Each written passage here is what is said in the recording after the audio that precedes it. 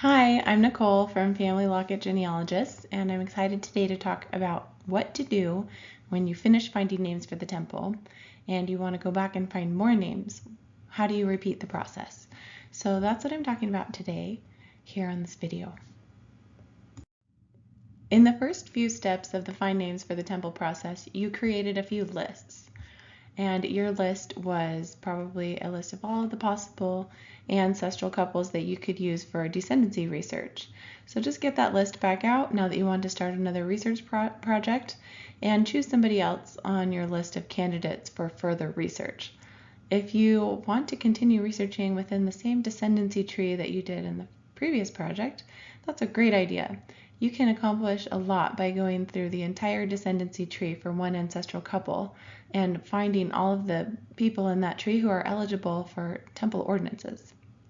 Once you finish that whole tree, then you can check off or cross off that ancestral couple and put a note that you checked it in 2018 or whatever year it is, so that you can come back to it 5 years from now and find the additional people who are now eligible for temple work according to the 110-year rule.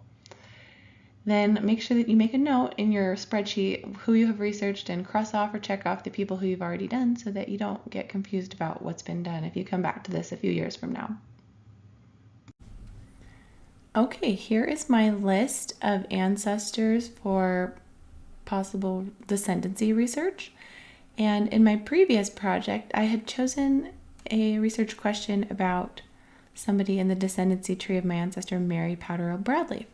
So I had chosen Pierce Sumter Bradley, and he looked like he had a lot of record hens, and I was able to find his wife and his children and add them to the tree and reserve their temple work. So I'm going to cross this off so that I can remember that I already did that. And then another project that I could do is just to go to the next candidate for further research that I listed here in Mary Powderell Bradley's descendancy tree, and go find out if I can find names for the temple by doing this. George Gregory appears as a 26-year-old in the 1901 census. He may get married and have children by the 1911 census. So I could start a new research project to determine if he had any more children. This would be an easy one. Or I could do another research project about Thomas Robert Maidens, who is also in this list. Now, what if I finish all of these? What do I want to do next? Well, as you can see, I haven't finished creating all of the Pozilla trees for all of the people in this list, so I could work on that. Or I could go ahead and start a project here with this ancestor, Thomas Huggett and Jane Comer. When I created their descendancy tree in Pozilla, I found that there were 50 or more number of targets in 4 generations. So I started listing the people to research within the first generation, the children of Thomas and Jane, and there were 2 that I wanted to look at more. So I could start with Sarah Huggett or William Huggett. And it would be best to start within that first generation before moving on to the second generation, because there's a lot of grandchildren that would be good candidates.